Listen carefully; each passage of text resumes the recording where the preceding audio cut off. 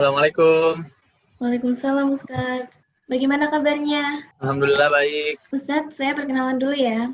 Perkenalkan, nama Oke. saya Alea Alivia, siswa kelas 7 Sekolah Indonesia Kairo. Mohon izin untuk mewawancarai Ustadz dalam rangka acara Sapa Ramadan Sekolah Indonesia Kairo. Apakah Ustadz berkenan? Kenan insyaallah. Boleh saya mulai sekarang? Boleh.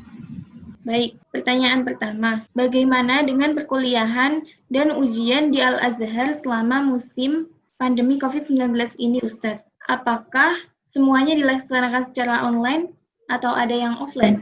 Bismillah, sebelumnya terima kasih atas undangan dari OSIS Sekolah Indonesia Kairo yang telah mengundang saya sebagai narasumber. Perkenalkan, nama saya Jafar Samin, asal dari Jakarta, sekarang sedang menjabat sebagai Ketua ICMI Kairo. Nah, mungkin untuk mulai menjawab pertanyaan-pertanyaan dari siapa namanya, Alaya ya? Bisa Alaya dipanggil ya? Tadi yang pertama ditanyakan tentang perkuliahan di Universitas Al-Azhar. Di Al-Azhar, seperti kebanyakan universitas lainnya, merespon COVID-19 ini dengan beberapa penyesuaian seperti itu. Yang mana kebijakan umum secara lembaga universitasnya itu adalah di awal-awal COVID itu meliburkan atau tidak mengundang secara offline gitu atau secara luring. Nah, tetapi setelah berjalannya waktu, setelah berjalannya masa, akhirnya Al-Azhar memberikan wewenang kepada seluruh fakultas-fakultas yang ada di seluruh Mesir itu untuk melakukan perkuliahan secara bijak seperti itu. Kenapa secara bijak? Karena ada kuliah yang meskipun COVID seperti ini, akhirnya yang dilakukan itu bukan melakukan perkuliahan secara daring atau secara online, tapi melakukan tetap secara tatap muka, akan tapi mungkin waktunya dibatasi dan waktunya disesuaikan agar tidak banyak kerumunan orang. Tapi ada juga seperti contohnya Fakultas Usuluddin di Kairo, itu dia melakukan pertemuan selang-seling gitu, 3 hari online, 3 hari offline seperti itu. Nah, itu mungkin secara umum kegiatan perkuliahan untuk mahasiswa Universitas Al-Azhar di Kairo ini. Seperti itu mungkin. Oh iya Ustadz, selaku Ketua ICMI Azhar, Ustadz Kairo juga pasti mempunyai agenda pribadi. Bagaimana cara Ustadz mengisi bulan Ramadan kali ini? Saya sendiri sebagai Ketua ICMI sudah menjabat sejak awal 2020 dan qadarullah ternyata harus langsung menghadapi COVID sampai hari ini yang situasinya naik turun. Kita mengetahui awal-awal itu naik, kemudian sempat turun beberapa waktu, cuma sekarang mengalami penaikan lagi. Nah, saya sendiri selaku Ketua ICMI karena memang harus bisa menyesuaikan gitu ya dengan keadaan dan kondisi. Maka ketika pandemi ini datang, ya akhirnya kita menyesuaikan juga di berbagai kegiatan kita gitu. Karena di ICMI Kairo ini kegiatan-kegiatan yang ada itu semuanya bersifat keilmuan dan memang secara alaminya itu bertemu atau tatap muka seperti itu. Tapi ya karena ada pandemi ini akhirnya disesuaikan. Ada yang melakukan Zoom gitu ya, pertemuan-pertemuannya seperti Pakais gitu ya, ekonomi syariah, atau seperti Samahta, Sanggar Terjemah dan Pustaka, atau seperti TL, Forum Tali Literatur. Nah, itu semua bermacam-macam gitu kegiatannya. Adapun saya sendiri selaku pribadi Ketua ICMI Kairo, selain menjadi ketua gitu ya, untuk kegiatan Ramadannya juga mengisi dengan berbagai kegiatan hal yang positif gitu. Karena Ramadan ini adalah Ramadan penuh keberkahan, Ramadan bulan yang dikatakan di dalamnya itu ada malam yang lebih baik daripada 1000 bulan. Nah, maka menyambutnya juga dengan sambutan yang sangat meriah seperti itu, dan tidak bisa disambut seperti bulan-bulan yang biasa. Bahkan persiapannya itu kalau dalam doa-doa kita sudah kita mulai sejak 3 bulan sebelumnya. Allahumma barik lana fi Rajab wa Sya'ban wa balighna Ramadan. Kan doanya seperti itu. Kemudian akhirnya ya secara saya pribadi disibukkan dengan ubudiyah atau ibadah-ibadah seperti sholat tarawih, tilawah Al-Quran, tadarus, kemudian ikut kajian-kajian keilmuan, kajian Ihya Ulumuddin dan yang lainnya. Itu mungkin sedikit kesibukan selama Ramadan ini, karena ya meskipun tidak bisa secara aktif gitu ya keluar keliling atau bertemu dengan orang banyak, tapi tetap kualitas ibadahnya harus dijaga gitu, terutama di lingkungan keluarga kecil pribadi. Pertanyaan berikutnya, salah satu unit kegiatan ICMI Orsat Kairo adalah Pusat Kajian Ekonomi Syariah atau PAKEIS ICMI. Dapatkah Ustadz menjelaskan tentang fungsi PAKEIS dan mengapa PAKEIS ini sangat penting bagi masyarakat Indonesia? Ya, PAKEIS ini merupakan salah satu, kalau di struktur ICMI itu adalah badan otonom. Badan otonom itu adalah badan yang di luar dari kepengurusan tapi masih tetap berada di kepengurusan ICMI Kairo. Artinya ya masih memiliki tanggung jawab kepada pengurus seperti itu, dan pengurus juga masih mengayomi badan otonom yang ada.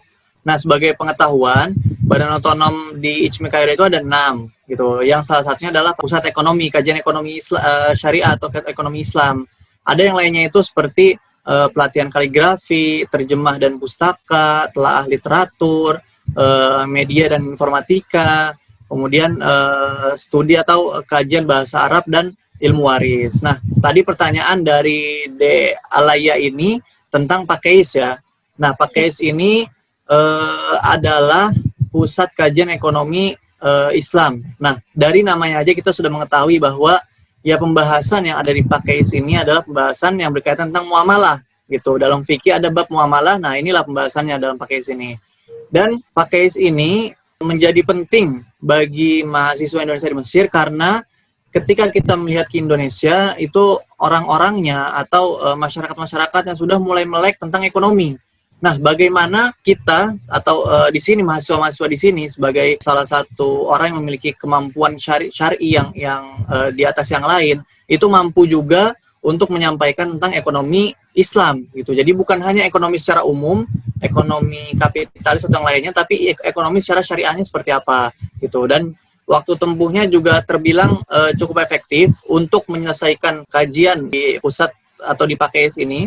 Itu harus ditempuh selama 4 level, yang mana 4 level ini selama 2 tahun. Artinya satu level itu sekitar 6 bulan, seperti itu. Itu mungkin sekilas tentang bagaimana PAKEIS dan seperti apa pentingnya gitu untuk mahasiswa Indonesia di sini. Karena nanti ketika di Indonesia kita bisa, atau di negara kita bisa menyesuaikan dengan lingkungan gitu, supaya kita tidak kaget lagi, karena Indonesia itu mulai fokus kepada peningkatan ekonominya, peningkatan ekonomi masyarakatnya. Maka agar ekonomi masyarakatnya itu tetap berbau Islam, maka kita harus menyebarkan maklumat-maklumat atau ilmu-ilmu yang berkaitan tentang ekonomi syariah.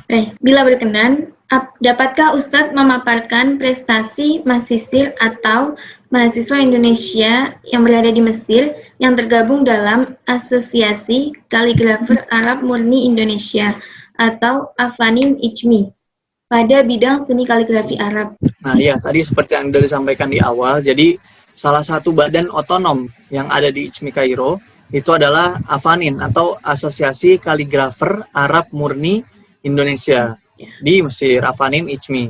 Nah, Afanin ini sudah lama sepak terjangnya dan sudah banyaklah lulusan-lulusan dari Afanin ini.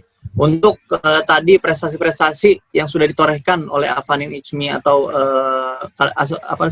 Asosiasi Kaligrafer ini, itu banyak gitu. Salah satunya tahun kemarin masuk di pameran internasional, Khot internasional yang ada di Zamalek di Kairo. Zamalek kalau di sini berarti kalau dari Nasr City sebelum menuju ke Doi atau sebelum tempat Sik gitu ya. Atau pernah juga tahun kemarin itu beberapa karya anggota dari Afanin berhasil masuk dan menjadi juara di pameran Khot internasional di Turki. Seperti itu, artinya keikutsertaan gitu ya. Keikutsertaan dari anggota Afanin ini sudah meluas ke seluruh dunia. Dan memang kalau melihat dari sistem belajar yang dianut oleh Afanin, yaitu sistem belajar Hamidi, itu memang tidak membuat seseorang itu menjadi sangat mahir lah dalam menulis khot, karena kita mengetahui khot itu ada banyak, mungkin 6 yang masyhurnya. Nah, 6 khot ini itu satu khotnya harus diselesaikan kurang lebih 2-3 buku. Nah, satu buku ini diselesaikan 6 bulan. Artinya kalau kita ingin tulis satu khot, misalkan khot rik'ah atau khot naskhi atau khot sulasi atau yang lainnya atau khot diwani, itu satu khotnya saja butuh ditempuh selama waktu 1,5 tahun gitu. Sedangkan ya waktu normal mahasiswa di Mesir ini sekitar 4 sampai 5 tahun. Artinya kalau ingin menyelesaikan atau menjadi pakar khat itu butuh waktu yang panjang gitu ya. Kalau kita katakan 6 khat kali 1,5 tahun itu berarti sekitar 9 sampai 10 tahun untuk bisa menyelesaikan seluruh pembelajaran khat ini. Maka seluruh anggota Fanain ini mereka sudah kita katakan ahli lah dalam bidangnya dan sudah menguasai seluk-beluk tentang khat atau tentang seni kaligrafi Arab atau seni menulis khat Arab atau tulisan Arab. Seperti itu kira-kira. Pertanyaan berikutnya. Pandemi COVID-19 telah berlangsung sejak tahun lalu dan telah menyebabkan 3 juta lebih korban jiwa di seluruh dunia. Menurut Ustadz, hikmah apa yang dapat kita petik dan pelajari dari terjadinya pandemi COVID-19 ini? Bismillah, jadi memang wabah ini mengejutkan kita semua, bukan hanya orang dewasa, tapi sampai anak kecil pun merasa juga dengan adanya wabah ini gitu. Yang tadinya kita bisa bermain leluasa, bisa berjalan-jalan tanpa harus ditutup hidungnya, sekarang kita serba terbatas. Nah, wabah ini pun pernah terjadi di masa Rasulullah gitu, atau di masa para sahabat, dan itu terjadi. Banyak anjuran-anjuran yang disampaikan oleh Rasulullah dan para sahabat. Salah satunya adalah jika datang suatu wabah di antara kalian, janganlah kalian pergi ke tempat yang lain. Artinya kita diminta untuk menetap. Nah, maka secara garis besar gitu ya, dari COVID-19 ini, saya pribadi melihat kita mendalami nilai sabar dan syukur bagi diri pribadi sendiri, bagi diri kita pribadi gitu. Sabar terhadap apa? Karena ketika kita menghadapi COVID ini, kita harus sabar gitu. Pertama, karena sabar ini merupakan sesuatu yang sangat susah gampang seperti itu. Dan kalau dilihat dari jenisnya, sabar ini sendiri terbagi menjadi 3. Sabar dalam mengerjakan kebaikan, sabar dalam menahan terhadap maksiat, dan sabar dalam menghadapi ujian. Nah, ketiga jenis sabar ini kita kita telah menghadapinya dalam masa pandemi COVID ini. Kita belajar terus-menerus gitu ya dalam melawan atau menghadapi COVID ini. Sabar terhadap ketaatan atau sabar dalam melakukan ketaatan. Seperti apa misalkan?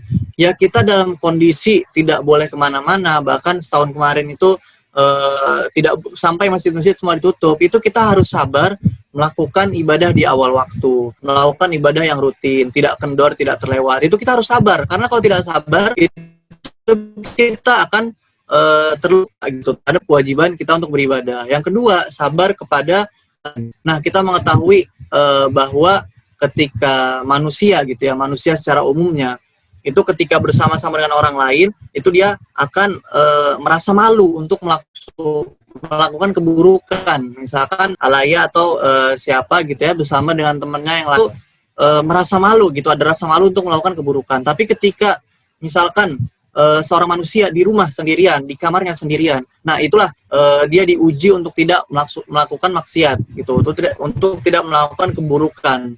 Maka kita diuji lagi untuk bersabar, bukan sabar dalam melaksanakan ketaatan, tapi sabar untuk menahan dari keburukan. Kemudian yang ketiga, sabar dalam menghadapi ujian. Nah, kita mengetahui bahwa wabah ini bagaimana bentuknya adalah ujian bagi kita, gitu ya. Apakah kita bisa bersabar? Apakah kita bisa menahan untuk melewati pandemi ini, gitu ya? Karena yang namanya ujian itu sifatnya adalah sementara. Karena tidak ada yang namanya ujian itu terus-menerus. Kita dalam sekolah misalkan, atau saya sendiri sebagai mahasiswa, itu ujian dalam 1 tahun atau dalam 12 bulan, hanya 2 bulan saja ujian. Sisanya adalah waktu untuk belajar. Nah, begitu pula kita bersabar dalam menghadapi pandemi ini. Pandemi ini hanya sementara, dan nanti akan berlalu. Allah SWT berfirman, inna ma'al usri yusra. Jadi setelah ada kesusahan, nanti akan ada kemudahan. Setelah kita menghadapi ujian, kita akan menghadapi kemudahan yang siap menanti kita. Jadi kita harus bersabar untuk menantikan kapan wabah ini akan berakhir. Itu mungkin beberapa pelajaran ya, terlebih khususnya dalam masa pandemi ini, dalam hal bersabar dan bersyukur gitu. Kita bersyukur masih diberikan kehidupan oleh Allah. Kita mengetahui banyak orang tua teman-teman kita yang meninggal dunia, kakek teman-teman kita yang meninggal dunia, saudara teman-teman kita yang meninggal dunia. Alhamdulillah kita dan keluarga yang masih diberikan waktu untuk hidup, untuk beribadah, dimanfaatkan dengan sebaik-baiknya. Itu mungkin sabar dan syukur yang mungkin saya pribadi atau saya pribadi melihat lebih bisa dikuatkan lagi dalam masa pandemi COVID ini. Min. Pertanyaan terakhir, Ustadz. Tak terasa Ramadan akan segera berakhir. Bagaimana kesan Ustadz dalam menjalankan ibadah Ramadan tahun ini? Karena sudah pasti berbeda dengan sebelumnya. Ya betul. Ya kita mengetahui ya, karena Ramadan sudah mau berakhir dan keadaan memang masih seperti tahun kemarin, gitu ya. Meskipun tidak seburuk tahun kemarin, memang terasa berbeda gitu dari Ramadan tahun sebelumnya. Dari 7 tahun yang lalu ketika pertama kali sampai ke Mesir, itu berbeda dengan sekarang. Dulu itu ketika 10 hari terakhir itu kita masih bisa untuk itikaf, untuk beribadah dengan khusyuk, dengan keluarga, dengan teman, dengan yang lainnya. Nah sekarang ini memang terasa ada yang kurang gitu, ada rasa silaturahim yang kurang.